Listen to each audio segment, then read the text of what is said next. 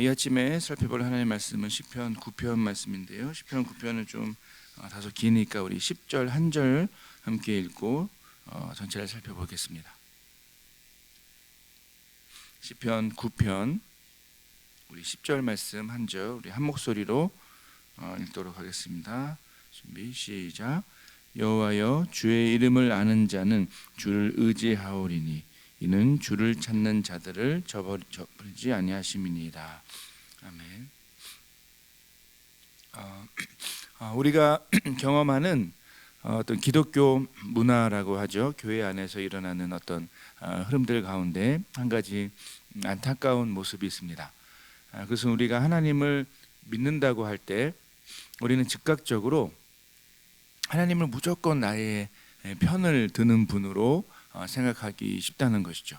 예를 들면 이제 대표적인 케이스가 이제 갈등 상황이 될 것 같습니다. 어떤 누군가와 다툼이 있거나 의견이 다를 때, 혹은 개인의 삶의 어떤 상황이 어려워지거나 그럴 때, 이 시대 많은 그리스도인들이 하나님을 무조건 자신의 편에서 이해하고 자신은 옳다고 혹은 자신은 잘못한 것이 없다고 쉽게 생각하는 모습이 있다는 그런 흐름이 있다는 것이죠.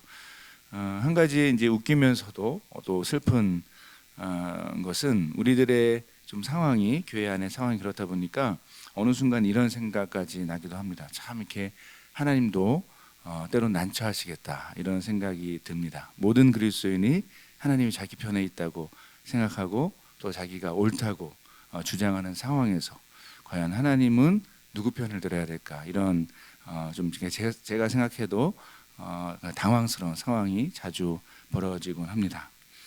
이렇게 의견이나 입장이 서로 달라서 좀 갈등하거나 반대되는 경우 말고도 우리 삶에 일어나는 다양한 어려움에 대한, 우리 인생 가운데 있는 어려움에 대한 우리의 해석도 그런 것 같습니다.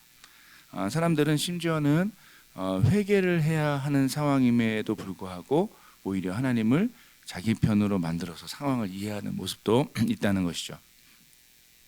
여러분, 정말 이런 모습이 맞을까요? 물론 하나님께서 나의 삶에, 우리의 삶에 정말 선하신 분이구나, 우리의 편이 되신구나, 이런 사실을, 진리를 믿는 것은 정말 중요합니다. 그런데 하나님이 선하시다는 것이 꼭 무조건 내 편이다라고 확인시켜 주는 것은 아니라는 뜻이죠. 안타깝지만 여러분, 성경은 단순히 하나님은 무조건 우리 편이다 라고 말하면서 우리의 마음을 기쁘게 하고 위안을 주려는 그런 것에 이 성경의 목적이 있지 않다는 것을 우리는 생각해 볼 필요가 있습니다. 좀 더 정확히 말하면 성경은 처음부터 끝까지 아주 조금도 변함없이 또 그리고 반복적으로 하나님에 대해서 우리에게 중요하게 알려주는 사실이 있다는 것이죠. 그것이 바로 하나님은 어떤 누구의 편이 아니라 정의와 공의의 하나님이라는 것입니다. 우리는 계속해서 이 시편을 시리즈로 살펴보고 있습니다. 그리고 어제까지 우리는 이 다윗의 좀 이렇게 개인적인 삶에서 나타난, 그리고 개인적인 삶의 배경이 있는 상황에서 드려졌던 그 기도의 내용들을 자세히 살펴보고 좀 정리를 해봤습니다. 특히 이제 어제 나눈 시편 8편의 내용이 마치 긴 터널을 지나다가 만난 어떤 밝은 세상처럼 우리의 연약함에도 불구하고, 우리의 부족함에도 불구하고 우리를 사용하시기를, 인간을 통해서 일하시기를 기뻐하시는 그 하나님을 향한 찬양과 회복의 메시지라는 것을 정리했죠.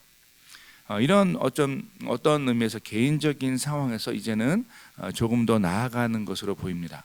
다윗은 이제 좀 더 넓은 차원에서 하나님에 대한 노래를 이어가고 있습니다. 오늘 우리가 읽은 시편 9편이 바로 더 넓은 차원에서 바라보는 이 하나님에 대한, 하나님의 성품에 대한 노래가 되는 것이죠. 자, 그런데 우리가 한글 성경으로는 절대 알 수 없는 오늘 시편의 비밀이 있습니다. 뭘까요? 우리는 한글 성경으로 보니까 전혀 느낌을 알 수가 없지만, 사실 오늘 우리가 읽은 이 시편 9편은 이 시편의 장르 중에서도 답관체 시편이라고 합니다. 영어로는 아크로스틱 스타일의 시편이라고 하죠. 그럼 답관체 시편은 이런 것입니다. 좀 이름이 어렵죠. 이름이 어려운데 내용은 굉장히 쉽습니다. 답관체 시편은 이 시편에 있는 시의 각 절이 알파벳 순서에 따라서 거기에 맞는 단어를 사용해서 시작하는 시편입니다. 구체적으로는 뭐 히브리어로는 알렙, 베트, 김멜, 달라 이렇게 되는데요. 우리 뭐 그 영어 알파벳으로 본다라면 뭐 A, B, C, D 이렇게 이해하시면 됩니다. 히브리어 알파벳이 각 절의 첫 단어가 된다는 것이죠. 그렇게 시작이 된다는 겁니다. 더 흥미로운 것은 오늘 우리는 시편 9편을 읽었는데 히브리어 성경으로 보면 이 알파벳 순서가 시편의 그 10편까지 다음 편까지 이어지는 것을 볼 수 있습니다. 예를 들면 시편 9편이 A부터 K까지 사용되었다면 시편 10편은 L부터 Z까지 이게 사용되는 형식입니다. 그래서 많은 학자들이 이 시편 9편과 시편을 하나의 시로 보기도 합니다. 이 시편 9편과 시편이 하나의 시편이었는지가 가장 중요한 주제는 아니지만 한 가지 분명한 것은 어쨌든 이 두 시편 9편과 시편은 어떤 중요한 연결점을 갖고 있다는 것입니다. 시편에서 그럼 이런 좀 재밌는 형식, 답관체 스타일을 사용하는 것의 이유가 무엇일까요? 이것의 가장 큰 이유는 다른 것이 아닙니다. 암송을 위해서입니다. 외우는 것이죠. 즉 중요한 내용을 잘 외우고 그것을 후대에 잘 전달하기 위해서 이 기억하기 쉬운 우리로 따지면 알파벳 형식으로 만들고 또 외웠다는 것입니다. 이것을 다른 말로 하면 이 시를 쓴 사람은 자기 자녀나 후대 자손에게 이 시를 정말 외우도록 하려는 의도가 있었다는 것으로 볼 수 있습니다. 그럼 보통 어떤 것을 자녀나 후손에게 심지어 암송시키고 외우게 할까요? 심지어 이제 책을 보지 않고도 외우고 있어야 할 정도로 중요한 것을 당연히 우리가 외우게 하려고 할 것입니다. 그렇다면 오늘 시편의 저자인 다윗이 이 시를 쓰면서 자신의 자녀와 후손들, 이스라엘 백성들이 꼭 알기 원했던 것은 어떤 것이었겠습니까? 특별히 이 시편 9편에서 10편까지 공통적으로 이어지는 그 주제는 무엇일까요?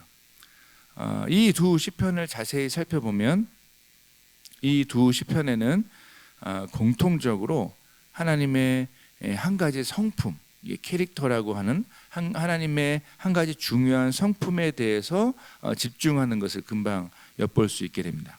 그것이 바로 여호와 하나님은 공의로우시다, 정의로우시다입니다. 시편 9편에서 다윗이 묘사하는 하나님은 어떤 분이십니까? 4절을 보시면 주께서 나의 의와 송사를 변호하셨으며 보좌에 앉으사 의롭게 심판하셨나이다. 보좌가 나오죠. 심판이 나오죠.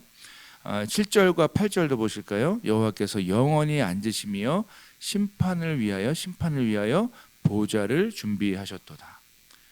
공의로 세계를 심판하시며 정직으로 만민에게 판결을 내리시려다. 그 세 절을 읽었지만 이와 같이 시편 9편과 10편에는 그냥 우리가 머릿속에 한번 그려보면 재판의 자리에 앉으셔서 공의롭고 또 정의롭게 심판하시는 그 하나님의 모습이 구체적으로 잘 그려져 있습니다. 그런데 중요한 것은 이 하나님의 이미지, 이 하나님의 모습, 이 하나님에 대한 이미지는 사실 이 오늘 시편 본문들만이 아니죠. 성경 전체에서 처음부터 끝까지 변함없이 강조되는 하나님의 성품, 하나님의 가장 중요한 캐릭터가 된다는 것입니다. 즉 성경은 사랑의 하나님만 말하는 것이 아닙니다. 공평하게 심판하시는, 재판하시는 하나님의 모습도 똑같이 강조하고 있는 것이죠. 어떤 점에서 하나님의 그 사랑의 성품은 이 하나님의 공의로우심, 정의로우심을 전제로 한다고 이해하는 것이 맞습니다. 이와 같이 성경은 정말 중요하게 하나님의 공의, 하나님의 정의로우심을 단호하게 선포합니다.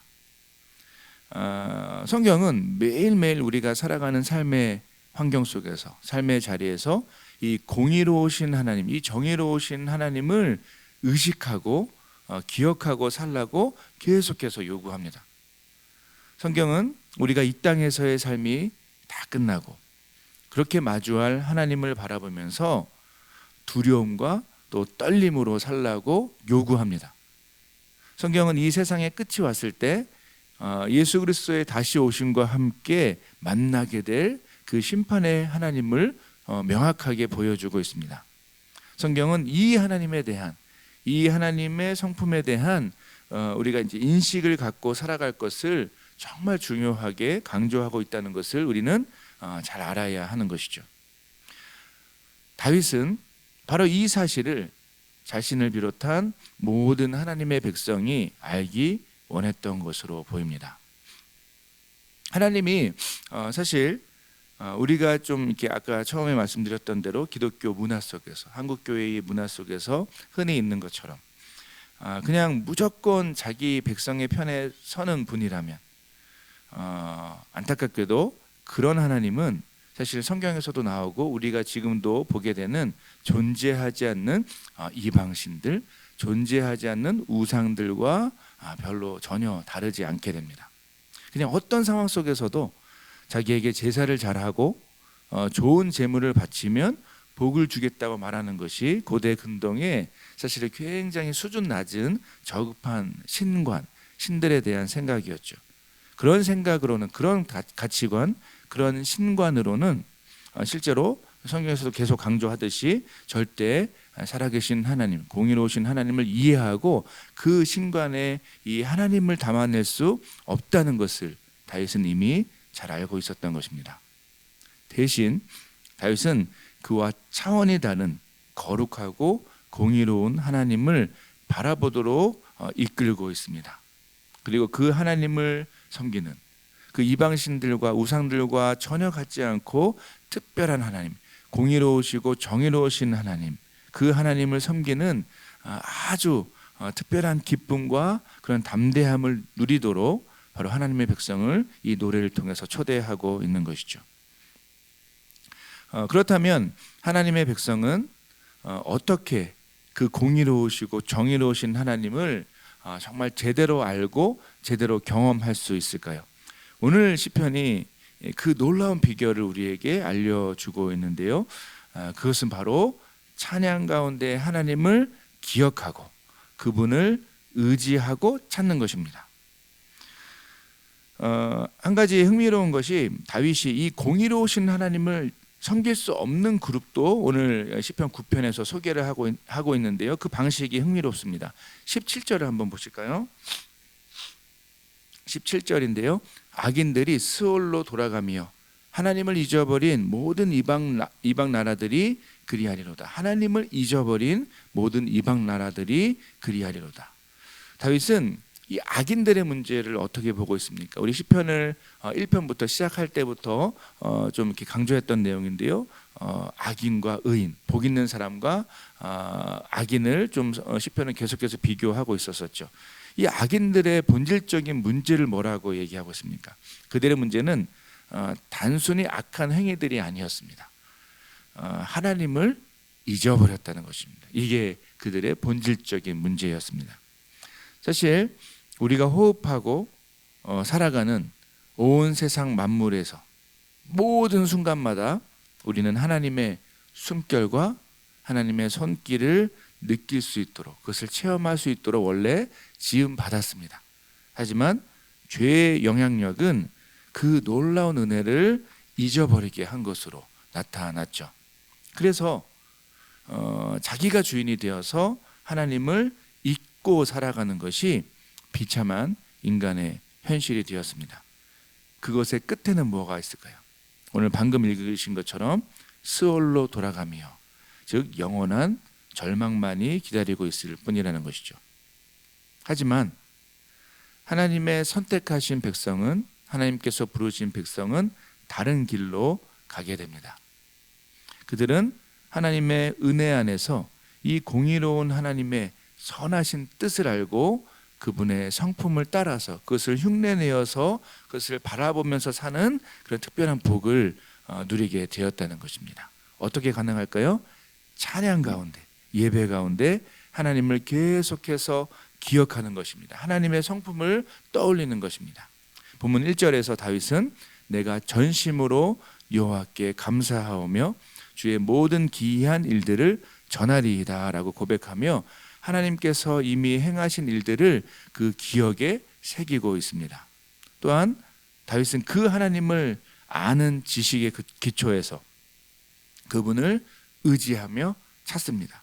10절 우리가 읽었죠. 여호와여 주의 이름을 아는 자는, 아까 여호와를 잊은 자는 나왔다면 여호와여 주의 이름을 아는 자는 주를 의지하오리니 이는 주를 찾는 자들을 버리지 아니하심이니이다. 성경에서 이름을 안다라는 것은 그분의 존재를, 그 대상을 인격적으로 아는 것을 가리킵니다. 그분이 바로 하나님이 살아계시고 우리 삶에 개입하시는 분임을 믿음으로 받아들이는 것이 바로 하나님을 아는 것이죠.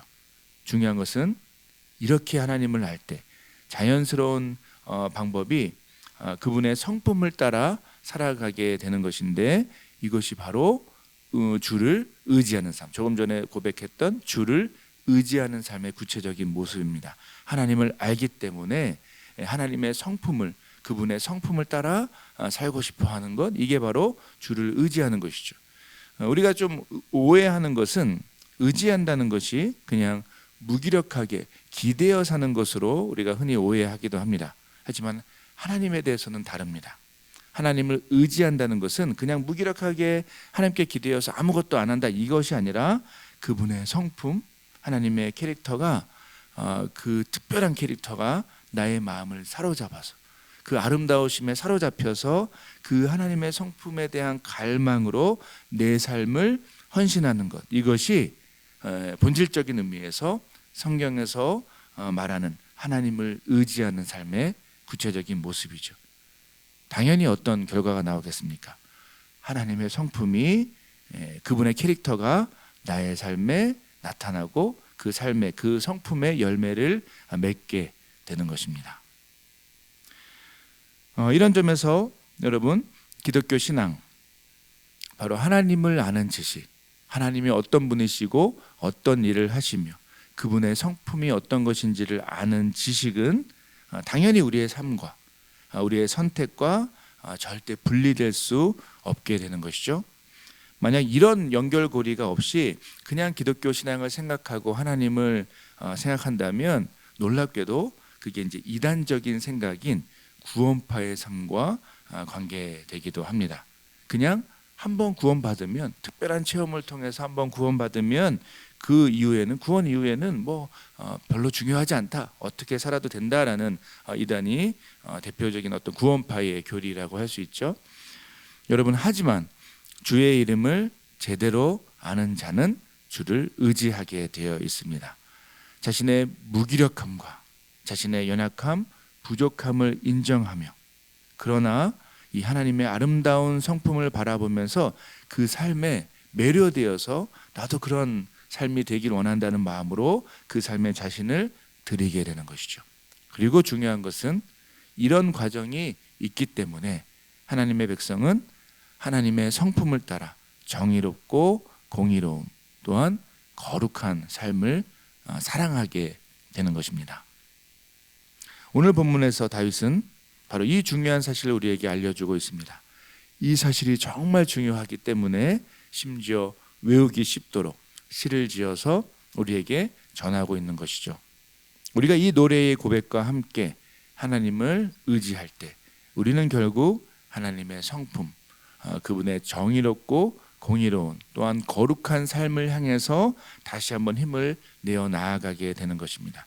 그리고 이것이야말로 하나님의 백성이 하나님을 잊고 살아가는 그 세상 속에서 참된 승리를 경험하게 되는 가장 빠르고 정확하고 탁월한 비결이라고 다윗은 우리에게 노래하고 있는 것이죠.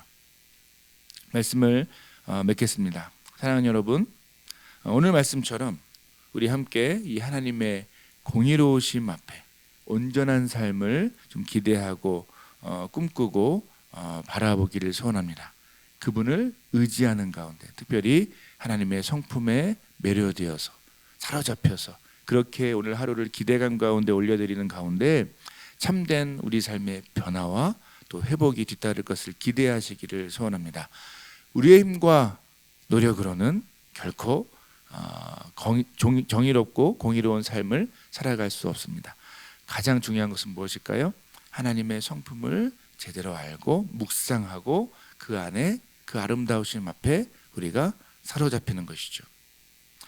이 아침이 그런 특별한 기회가 되는 새벽 아침이 되길 소원합니다. 주님, 우리의 마음에 그 하나님의 아름다우신 특별하신 공의로운 성품, 정의로운 성품이 뿌리내리고 그 성품에 매료되어서 오늘 하루도 승리하며 남들과 믿지 하나님을 잊은 자들과 다른 삶과 다른 선택을 할 수 있도록 우리에게 믿음을 허락하여 주시옵소서. 그런 마음으로 오늘 하루를 시작하기를 소원합니다. 함께 기도하고 또 오늘 하루를 시작했으면 좋겠습니다. 방금 나눈 그 말씀의 내용 또 기도의 내용처럼 이 아침에 우리가 좀 바라보고 기대해야 될 것은 이것입니다. 주님, 주님의 탁월한 성품에 우리가 사로잡히기를 소원합니다.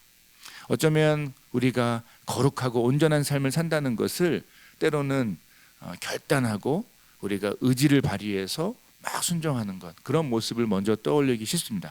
당연히 그래야 하지만 그 앞에 있어야 될 특별한 단계가 있습니다. 그것이 바로 하나님이 어떤 분이신지를 알고 깨닫는 것이죠. 하나님이 이런 분이시구나. 이 아침에 우리에게 보여주신 하나님의 성품은 하나님의 공의로우심, 정의로우심입니다. 이 성품에 매료되어서 오늘 하루도 거룩하고 특별한 삶을 살도록 우리에게 믿음을 더하여 주시옵소서. 함께 기도하며 나아가도록 하겠습니다. 기도하시겠습니다.